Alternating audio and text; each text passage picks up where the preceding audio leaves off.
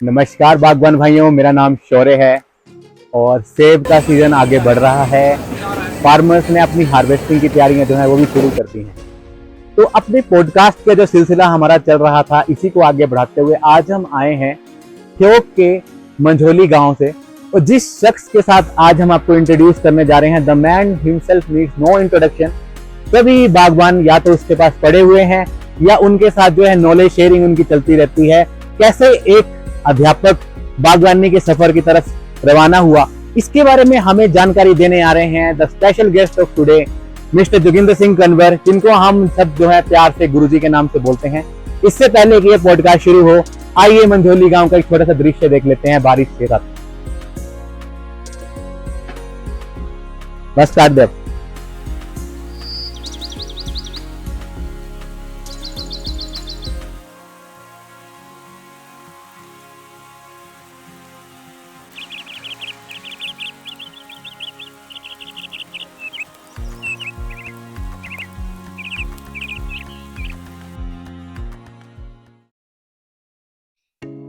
नमस्कार जी, मेरा नाम शौर्य है और हम जो एप्पल स्पेशल पॉडकास्ट की सीरीज को आगे बढ़ाते हुए आज आपको मिलवाने जा रहे हैं अपने बहुत ही स्पेशल गेस्ट गुरुजी से। और गुरुजी के बारे में तो जितना बताएं उतना ही कम है, ज़्यादातर लोग इनको पहले से ही जानते हैं। गुरुजी, अपना समय देने के लिए बहुत बहुत धन्यवाद। और आपने नमस्कार शौर्य जी और विपुल जी, मैं जोगिंदर सिंह कामत, गांव मंझोली, ग्राम पंचायत ठियोग, तहसील ठियोग, जिला शिमला का रहने वाला हूं। आप मेरे पास आए, आपका सबसे पहले तो आपका स्वागत, आदर एवं सत्कार। बाकी रही बगीचे की बात, मैं थोड़ा सा आपको अपना बायोडाटा बताता हूं कि मैं बचपन में बहुत छोटी उम्र में 18 साल की उम्र में ही एजुकेशन में लग गया था, टीचर के पद पर नियुक्त हो गया था। और मैं 39 साल और कुछ महीने इसमें एजुकेशन डिपार्टमेंट में अध्यापक के पद पर रहा। जी। और यहाँ सीनियर सेकेंडरी स्कूल ठियोग में लगभग मैं 34 वर्षों तक कार्यरत रहा और जनवरी 2006 में मैं सेवा से निवृत्त हुआ हूँ। जैसा ही मैं अपने डिपार्टमेंट से रिटायर हुआ हूँ तो मेरे पास काम कोई नहीं था। तो मैंने सोचा कि क्यों ना बागवानी का किया जाए। तो वैसे पहले भी मुझे थोड़ा शौक था, वो इसलिए था कि मुझे मेरा कोटखाई में एक परिवार है, ताइस्टा फैमिली, शायद बहुत सारे लोग उनको जानते हैं, वहाँ मेरा रिश्ता था। उसकी वजह से उनकी बड़ा भारी उनका योगदान रहा, इंस्पायरेशन रही। तो मुझे इसलिए भी पहले से भी शौक था। लेकिन जब आदमी जॉब में होता तो आपको पता ही है कि भाई उस वक्त कर नहीं पाता आदमी कुछ भी। रिटायरमेंट के बाद फिर बुजुर्ग भी थे, तो वो कुछ ऐसे अच्छे जो खेत थे उसमें लगाने नहीं देते थे सेब। फिर वो बोलते थे कि अगर ऐसा करेंगे तो मैं तुमको निकाल दूंगा घर से। तो उनकी मजबूरी थी कि उन्होंने ऐसा वक्त देखा था, अनाज का वक्त देखा था। चलो खैर, धीरे धीरे हमने बगीचे लगाए, इंस्पायरेशन मिली उनसे, ताइस्टा फैमिली से। मैं नाम भी ले लूँ उनका तो कोई अतिशोक्ति नहीं है। तो फिर मैंने बागवानी का शुरू किया और फिर पूरी तरह से डिवोटी हो गया मैं बागीचे की। मैंने फिर दूसरी तरफ अपना ध्यान नहीं दिया क्योंकि मुझे नशा पता कोई था नहीं। सोसाइटी थी, वो सोसाइटी का जो मैं आदी था वो मुझे बागवानी से मिल गई।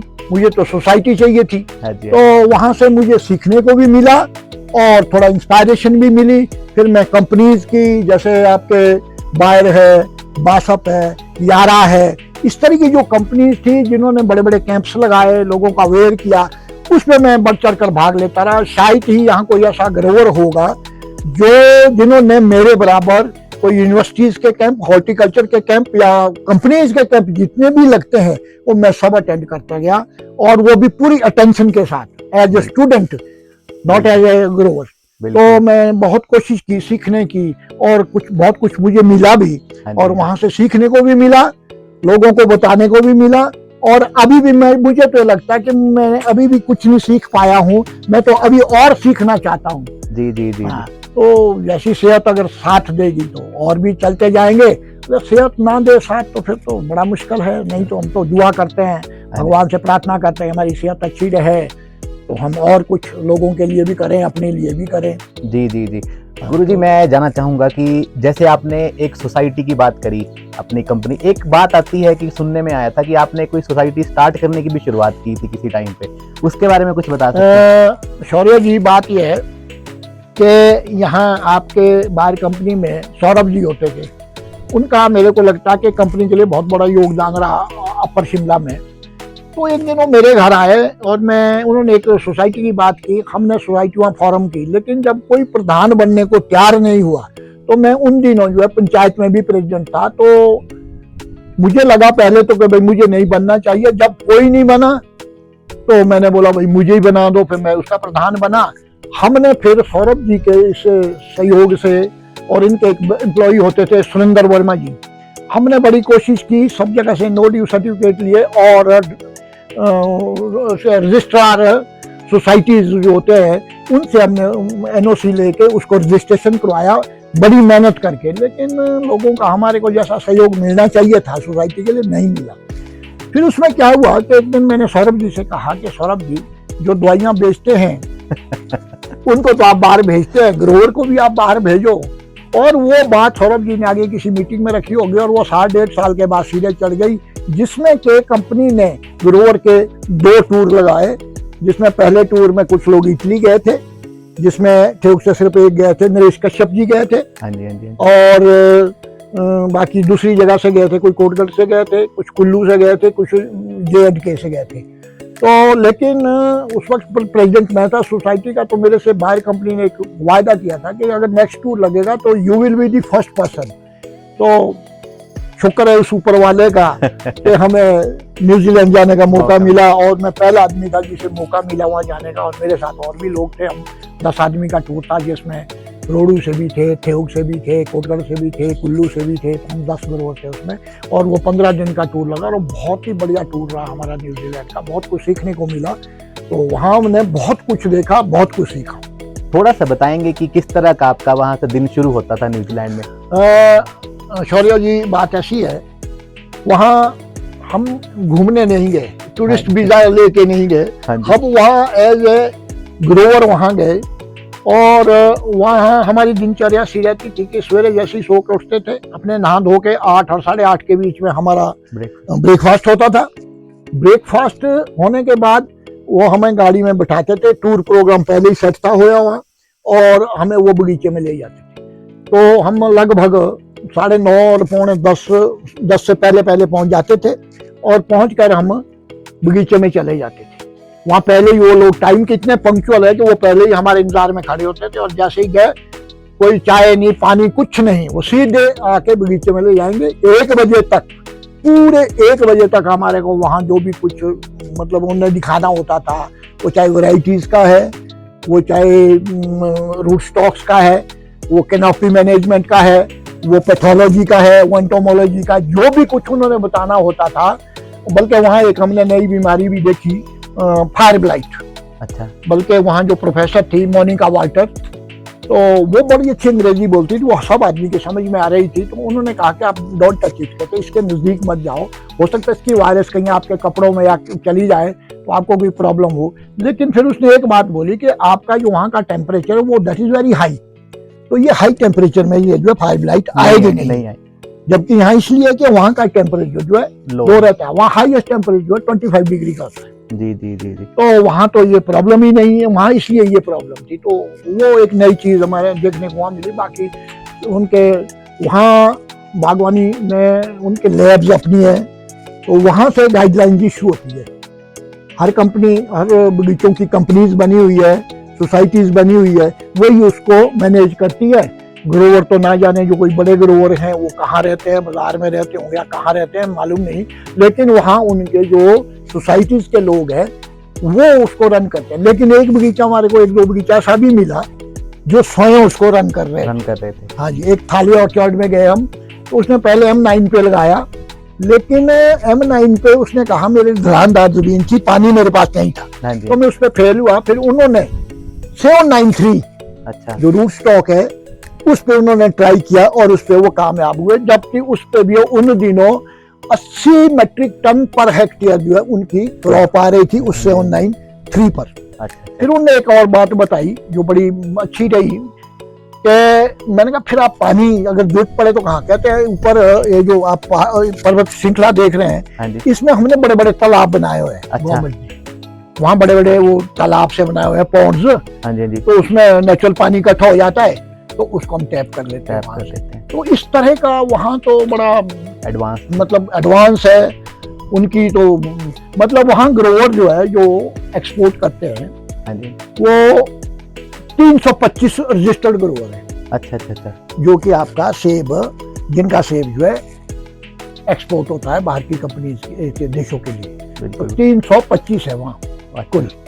और बाकी नहीं करते? बाकी लोग करते हैं, वो लोकल डिमांड पूरी होती है, बाकी जो रजिस्टर्ड है वो बाहर को भेजते हैं। अच्छा अच्छा अच्छा, तो ये न्यूजीलैंड का तो बड़ा अच्छा, मतलब मैं पूरा वर्णन तो कर नहीं पाऊंगा, लेकिन बहुत अच्छा एक्सपीरियंस रहा हम सबका, मेरा ही नहीं, हम सबका, जितने हम लोग थे वहाँ। हाँ तो जी, हमने एंजॉय भी किया, और बहुत कुछ सीखा भी। हाँ जी, हाँ जी, सबसे बड़ी बात है, एक सोच बदलती है आदमी की। हम जी। सोचते थे कि हाई डेंसिटी में एक बैग सेब नहीं होना एक पेड़ में, तो क्या करना इसको लगा के, लेकिन जब अपने आंखों से वहां देखा और उनकी आउटपुट देखी तो हम तो हैरान रह गए। तो इसलिए दिमाग में आता है कि भाई हम लोग भी इस पे काम करें। बिल्कुल। और आप यकीन नहीं करेंगे शौर्य जी कि वहाँ खर्चा बहुत ज्यादा है। अच्छा, उनका 84 पैसे खर्चा है, 16 पैसे वहाँ इनकम है। अच्छा, नेट जो इनकम है उनकी वो 16 पैसे है, लेकिन वो उनके इतनी उत्पादन होता है कि वो 16 पैसा भी फिर कई करोड़ों में उनके जो है स्केल्स में बढ़ जाता है। बल्क में बन जाता है। हाँ जी, हाँ जी, लेकिन खर्चा देखिए 84 पैसा राइट, सारा उनका, जो लैब से मिला के, खेत से मिला के, सोसाइटीज का मिला के 84 पैसा खर्चा, 16 पैसे उनकी नेट नेट इनकम। इनकम है, तो वहाँ तो और वहाँ लोगों का जो सबसे बड़ी बात है वो वहाँ डिसिप्लिन, बहुत डिसिप्लिन। डिसिप्लिन तो बहुत ज्यादा, मतलब बिल्कुल डिसिप्लिन लाइफ है। तो ये न्यूजीलैंड का एक थोड़ा सा ब्रीफ था जो मैंने आपको बताना था। सर, जैसे जिस तरह से अभी हम देख रहे हैं क्लाइमेट में काफ़ी कुछ चेंजेस हम लोग ऑब्जर्व कर रहे हैं पिछले कुछ टाइम से, कुछ एक चैलेंजेस जो हमें फेस हो रहे हैं, आपके अकॉर्डिंग क्या चैलेंजेस अभी मतलब ग्रोवर्स को फेस हो रहे हैं अभी अभी देखिए, सबसे पहली बात तो मैं एक आपको बताता हूँ, एटमॉस्फेरिक चेंज या जो ग्लोबल वार्मिंग की बात करते हैं, जो गर्मी हाँ जी, पहले 4000 फुट पे होती थी, हाँ जी, हाँ जी, जो वहाँ का टेम्परेचर रहता, आज वो टेम्परेचर आपका 6 और 7,000, 6 और 6,500 के बीच में आ गया। हाँ जी, तो ये अव्वल तो पहले तो यही आपको डिफरेंस लग गया कि जो गर्मी नीचे होती थी 4000 फुट पे, आज वो 6000 फुट पे आ गई। जी जी जी, तो नेचुरली बहुत बड़ी क्लाइमेटिक चेंज आ रही है। नंबर 2, कि पिछले 2-4 सालों से बर्फ गिरी नहीं रही। हाँ जी, हाँ जी, हाँ जी, ठीक है जी। और लास्ट ईयर बरसात लेट हुई, लेकिन इतनी बरसात हुई कि उसने तबाही कर दी। इस साल बरसात हुई ही नहीं। हुई नहीं। तो इस तरह से ये बड़ी भारी जो क्या नाम चेंज है, एटमॉस्फेरिक चेंज है या वातावरण में जो बदलाव आ रहा है, ये एक बहुत बड़ा चैलेंज है आने वाले समय के लिए, सबके लिए।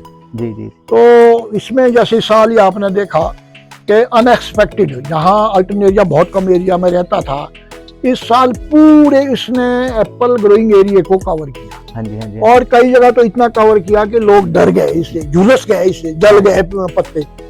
तो इस तरह से लगता है कि आने वाला जो है बड़ा चैलेंजिंग रहेगा टाइम, मेरा जो मानना है। हाँ जी, हाँ जी, हाँ जी। सर, एक चीज और बताना चाहेंगे कि जो ये बीमारी आई पत्तों की, जो अल्टरनेरिया या जो भी आया, ये क्यों आया आपके अकॉर्डिंग? अभी मेरा तो एक ही मानना है कि जैसा यूनिवर्सिटी ने भी कहा है कि सबसे पहली बात तो ये है कि शुरू में बरसात नहीं हुई, क्या बरसात, सर्दी नहीं बरसी, उसके बाद गर्मियों में बारिश नहीं हुई, ड्राई रहा।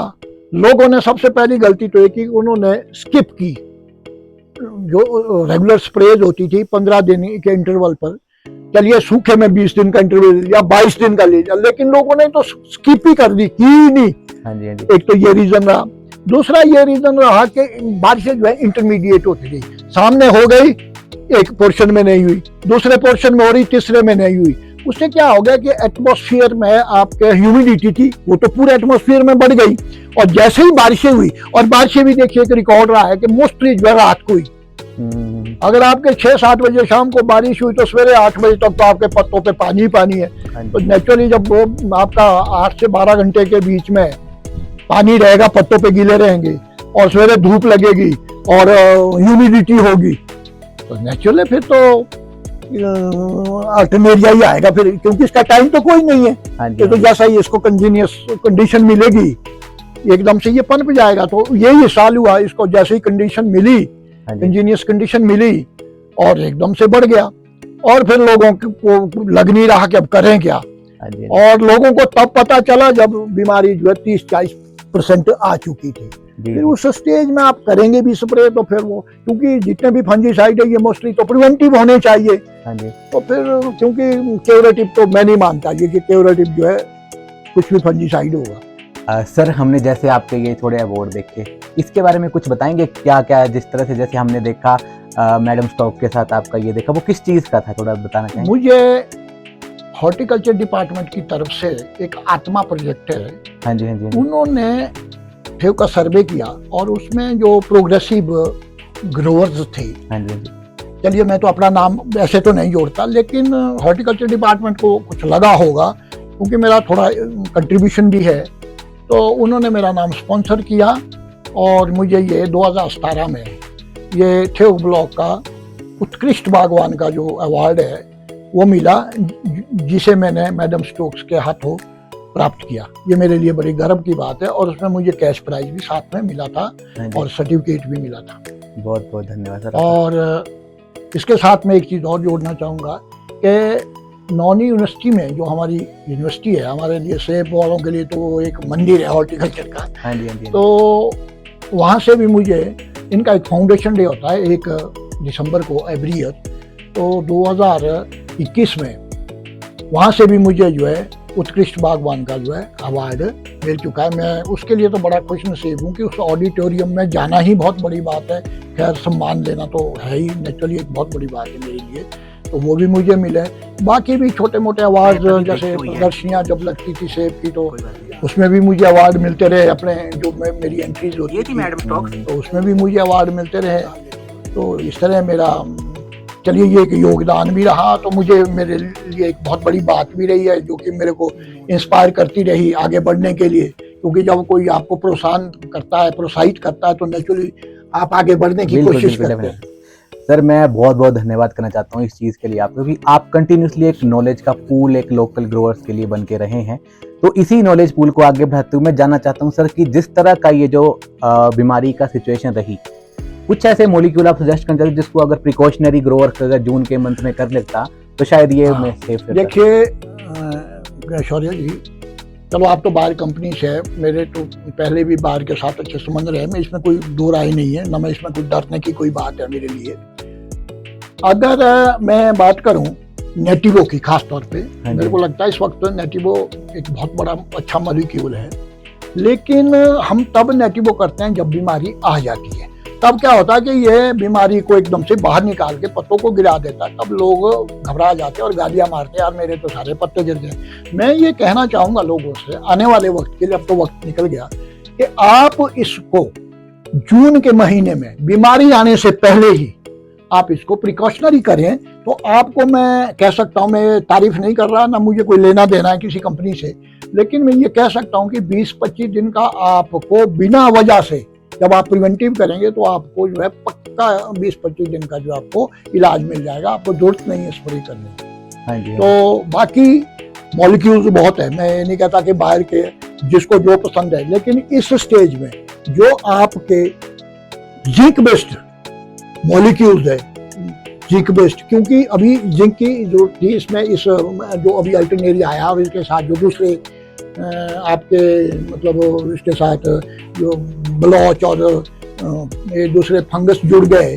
तो ये एक इसके अजीब सा रूप बन गया, जिसमें अभी यूनिवर्सिटी भी इसके लिए ट्रायल कर रही है। अभी एग्जैक्टली यूनिवर्सिटी ने कोई ऐसा श्वेत पत्र या इसके बारे में कोई ऐसा पत्र अभी नहीं निकाला है, लेकिन मोटे तौर पे उन्होंने कुछ 2-4 नाम दिए कि ये भी फंगस बीज में पाई गई है। तो इसमें उन्होंने यही कहा है कि भाई मोस्टली जिंक बेस्ड आप इसमें कर सकते हैं। तो जिंक बेस्ड में जो जो भी आपको बाजार में मिलता है, जैसे बाहर की अगर बात करूं तो इनका एंट्राकॉल आता है, आप उसको बड़े आराम से कर सकते हैं एंट्राकॉल को।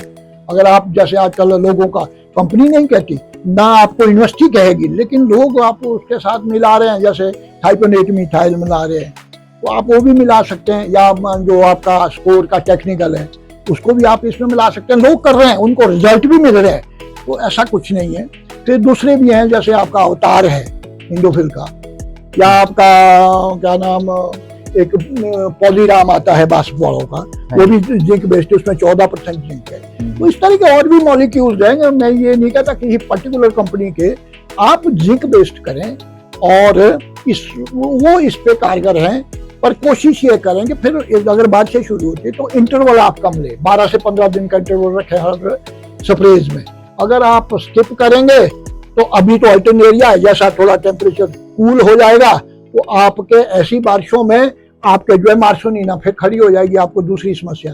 तो इसलिए आपको स्प्रेज कंटिन्यू रखनी है।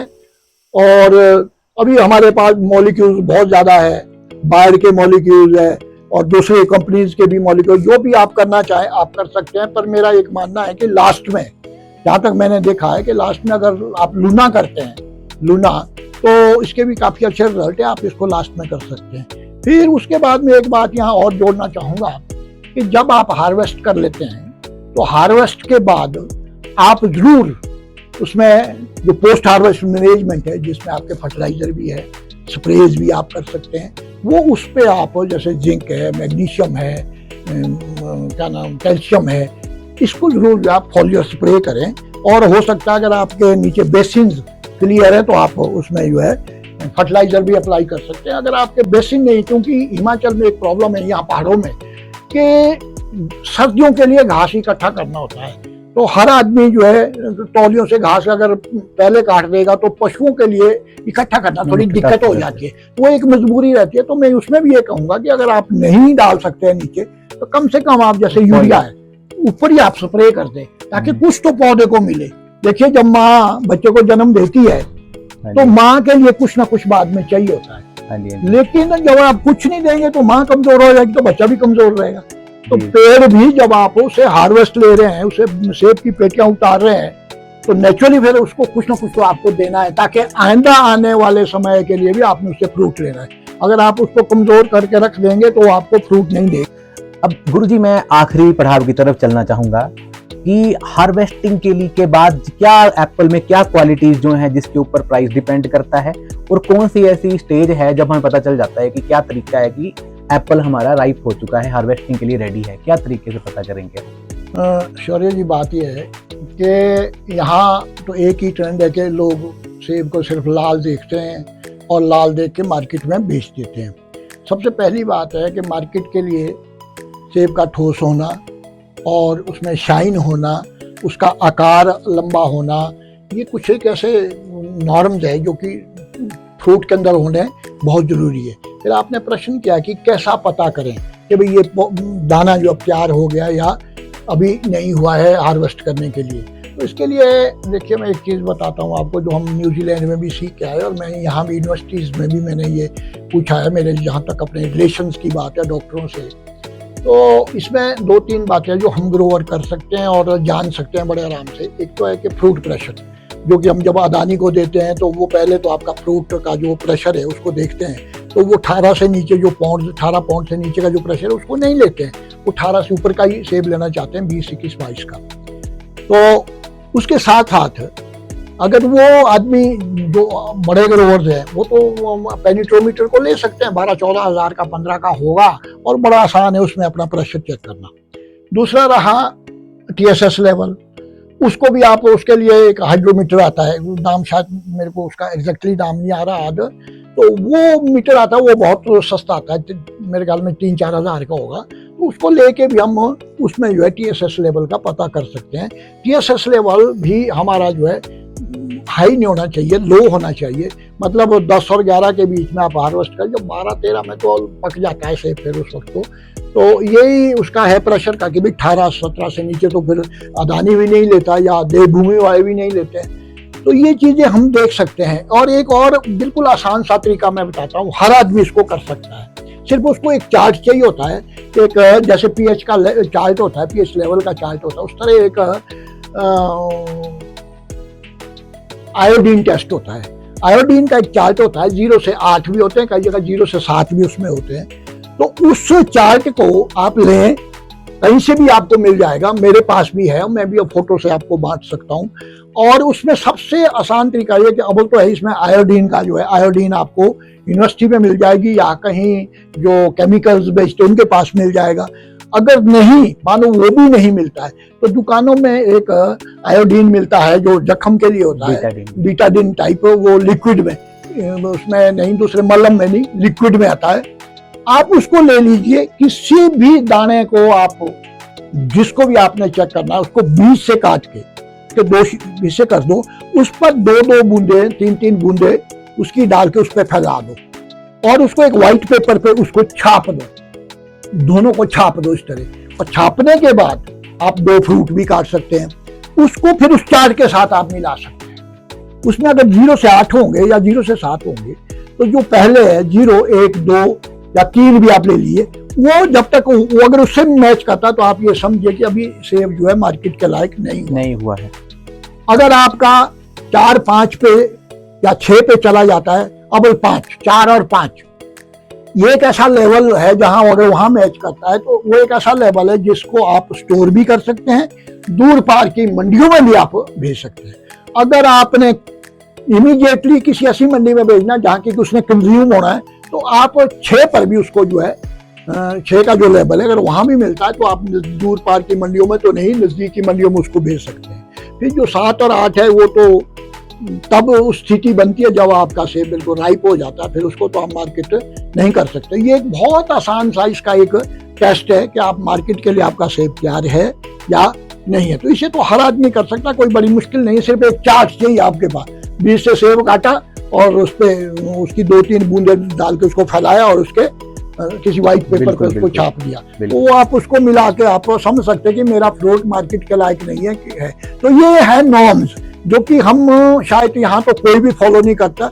अब मैं अपनी बात करूं, मुझे जानकारी है, चलो एक बार तो फ्रूट काट लिया, अब रोज तो मैंने भी नहीं काटना फ्रूट, तो इसको नहीं हम फॉलो कर पाते। पर ये है कि ये चीज अगर हम फॉलो करें, दोनों तीनों चीजें, तो नो डाउट कि मार्केट में बढ़िया सेब जाएगा। वो सेब जाएगा जो कहीं खराब नहीं हो। न्यूजीलैंड की जब मैंने बात की थी, वहां मैंने देखा कि 22 से 25 स्प्रेज करते हैं कैल्शियम की, जबकि यहाँ तो, अब मैं भी बात करूं, मैंने भी 4 स्प्रे की है अभी तक कैल्शियम की। तो कैल्शियम की मैक्सिमम स्प्रे करते हो।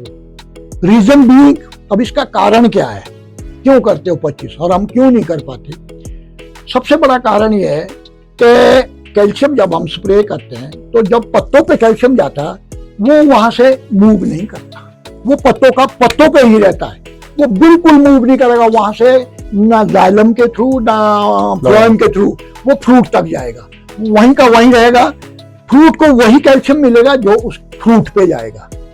कई बार एक्सपर्ट्स कहते हैं कि भाई आप टारगेट करो फ्रूट को, तो ये तो पॉसिबल नहीं है कि भाई एक फ्रूट का आप टारगेट करेंगे जब आप स्प्रे कर रहे हैं। तो इसलिए वहां बार बार करते हैं कि जितनी बार आप ज्यादा करेंगे तो नेचुरली फ्रूट पे ज्यादा पड़ेगा, तो फ्रूट को शाइनिंग मिलेगी, तो इसलिए वहां इतनी ज्यादा स्प्रेज करते हैं। तो इसलिए मैं भी यही कहता हूं कि भाई आप 4-5 यहाँ अगर करें और थोड़ा आप पोटाश भी दें, पोटाश भी, आप लिक्विड पोटाश भी स्प्रे कर सकते हैं। गुरुजी, अब आखिरी प्रश्न की तरफ चलते हैं। आपने कहा कि जिस तरह की शाइन होती है या स्टोरेज की बात करी एप्पल में, किस तरह के फंजीसाइड की तरफ अगर हम लास्ट में स्प्रे में दें, आखिरी देखिए लास्ट में हर कंपनी के कोई ना कोई फंजीसाइड है। जैसे बायर की बात करूं मैं, तो बायर के पास जो है लूना एक बहुत बढ़िया है, लास्ट में आपको ये करना चाहिए, सबको करना चाहिए, हमें, मुझे भी करना है, तो इसकी तरफ हम जा सकते हैं, लूना की तरफ। इसको एडवांस भी आप कर सकते हैं, ऐसा नहीं है कि इसको पहले ना करें। जी, इसको आप लास्ट में करें तो ये, क्योंकि इसमें शाइन भी आएगी। शाइन पता कैसे आती है, ये नहीं कि फंजीसाइड से आपके शाइन आ गई। देखिए जब आपके पत्ते फ्रेश रहेंगे तो नेचुरली फ्रूट में शाइन आएगी। ऐसे पत्ते आपके सेफ होंगे, पत्ते सेफ होंगे तो आपका फ्रूट शाइन में ऑटोमेटिकली आपके सेब में शाइन आएगी। तो मेरा तो ये मानना, हो सकता है मैं गलत भी हूँ, ऐसा नहीं है, पर मेरा तो ये मानना कि कोई ऐसा फंजीसाइड करो जो आपके पत्ते सलामत रखे। नेचुरली पत्ते अच्छे होंगे तो माइक्रो न्यूट्रिशन जो है न्यूट्रिएंट फ्रूट को मिलेंगे, तो शाइन आएगी। अगर ज्यादा है तो जैसे मैंने कहा कैल्शियम और आप लिक्विड पोटाश भी कर सकते हैं। बिल्कुल बिल्कुल। फिर फ्रूट तो नेचुरली अच्छा बने। बाकी तो फिर पेड़ पे भी होता है, प्लांट पे भी होता है। जितना पुराना प्लांट होगा, मानो आपका एक 50 साल पुराना प्लांट है, तो उसमें वो शेप नहीं आएगी जो कि उसके जवानी में जिस तरह का जी जी जी। नेचुरली वो राउंड शेप में हो जाएगा। जवानी में वो लंगोतरा शेप देता था। तो ये तो फर्क रहेगा ही रहेगा। वो तो ये जो हमारी ट्रेडिशनल खेती है, तो इसमें तो फर्क रहेगा ही रहेगा। नए प्लांट में और पुराने प्लांट में फर्क तो रहेगा ही। हाँ, एक बात मैं जोड़ना चाहूंगा कि हो सके आने वाला वक्त जो है, ये तो मैं नहीं कहूंगा कि रॉयल का नहीं है, रॉयल तो अभी सेब का राजा है मेरी समझ से। और 7,500 के हाइट से ऊपर अभी तक कोई बाहर से ऐसी वैरायटी नहीं आई जो रॉयल को रिप्लेस कर सके हाइट के लिए। हाँ, लो हाइट के लिए बाहर की जितनी वैरायटियां वो लोग लगाएं, रॉयल को छोड़ दें। इसलिए छोड़ें क्योंकि रॉयल में कलर नहीं आता है, क्योंकि मार्केट में तो कलर की डिमांड है। तो ये ऐसे हम कर सकते हैं। बाकी तो जो बाहर की वैरायटियां, इसको लगाओ, मैं नहीं कहता कि मत लगाओ। और हमें ऑटोमेटिकली जाना पड़ेगा हाई डेंसिटी की तरफ। जिनके पास पानी है, एश्योर्ड इरिगेशन है, वो M9 पे ट्राई करें। जिनके पास नहीं है, जहां पर स्प्रे के लिए पानी नहीं है, अगर वो भी जाना चाहते हैं तो ऐसा नहीं, वो दिल छोटा ना करें। मेरी जो अपना मानना है, हमारे पास अब बहुत सारे ऐसे रूट स्टॉक देखिए, 106 MM 106 है, MM 111 है, MM 793 है, MM 116 है। और आप दूसरी तरफ जिनेवा की बात करते हैं, जिनेवा में 41 है, जिनेवा 210 है। अगर थोड़ा आपको बड़ा भी पौधा लगाना है तो जिनेवा 969 है, 935 है। इस तरह बर्ड सीरीज भी है, बर्ड सीरीज भी आ गया। इसमें थोड़ा ग्रोथ तो इसकी है, पर थोड़ा इसकी ग्रोथ है बहुत सॉलिड है, लेकिन ग्रोथ थोड़ी लेट है इसकी। पौधा इसका बहुत सॉलिड है, पर ये ज्यादा बेटर है क्योंकि रशियन है ये रूट स्टॉक बडागास्की। तो रशियन जो है वहाँ है कोल्ड क्लाइमेट। तो ये जहाँ हमारे पास बहुत कोल्ड जोन है, जहाँ बहुत ठंड रहती है, जैसे किन्नौर है, लाहौल स्पीति है, उनके लिए मेरे को लगता है कि ये जो बर्ड सीरीज है ये बहुत ही अच्छा होगा। तो इस तरह रूट स्टॉक पे हमारे को जाना पड़ेगा, क्योंकि आने वाला जो समय है, चैलेंजेस है, उससे पार पाने के लिए हमारे को ऑटोमेटिकली इसकी तरफ जाना पड़ेगा। लेबर की भी चैलेंज आएगा, रूट का भी चैलेंज आएगा, क्वालिटी का भी चैलेंज आएगा। तो इस पे भी हमारे को जाना चाहिए। और जो लेटेस्ट मॉलिक्यूल्स आते हैं, ट्रायड आते हैं, यूनिवर्सिटी से जो ट्रायड है, उनको हम जो है करें।